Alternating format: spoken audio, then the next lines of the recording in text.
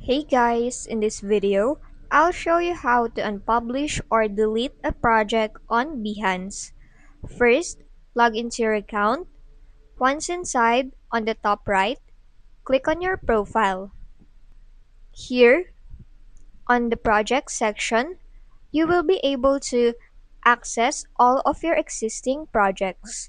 Now, to unpublish it, you can go and hover your cursor over it and then click on this drop down icon beside the settings. Then you can go and unpublish it. Here, a pop-up will appear, so just go and hit on the unpublish button.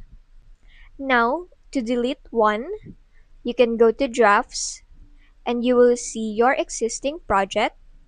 Here, you can go and select delete project. A pop-up again will appear, so just go and click on the delete button, and that will permanently delete your Behance project. So make sure that you are sure when doing that. And that's just basically it.